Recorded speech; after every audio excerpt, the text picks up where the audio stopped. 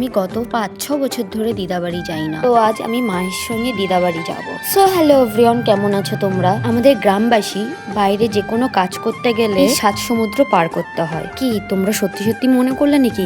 আরে মজা করলাম, না না, মানে এই রেল লাইনটা টপকাতে হয়, আর এই কারণে আমাদের খানিকটা একটু কষ্ট করতে হয়। তো মা আর আমি মেইন রাস্তায় এসে অটো পেয়ে গেলাম। সবাই হয়তো মামা বাড়ি বলে, কিন্তু আমার ক্ষেত্রে আমি দিদাবাড়ি বললো। কারণ আমি ছোটবেলা থেকে দিদাকে দেখেছি, মামাকে কখনো দেখিনি। মামার গল্প অনেক শুনেছি। আজ আমি দিদাবাড়ি যাচ্ছি ঠিকই, কিন্তু সেখানে আমার দিদা আর নেই, মানে আমার দিদা আর বেঁচে নেই, উনি মারা গেছেন। এখন আর দিদাবাড়ি যেতে ইচ্ছা করে না। দিদাবাড়িটা যেখানে, সেখানে বিভিন্ন রকমের চাষবাস। আমার দিদা প্রতিটা সিজনে তাল, আম, লিচু, আমসত্ত্ব সব গুছিয়ে রাখতো। সেই সব এখন আর কোথায় হয়, তাই আর ভালো লাগে না দিদাবাড়ি যেতে। কথা বলতে বলতে নেমে গেছি অটো থেকে। মা আর আমি মাঠের রাস্তা দিয়ে হাঁটছিলাম, আর মিষ্টি কুলের বাগান দেখতে পেলাম। মা বললো, তুই খাবি?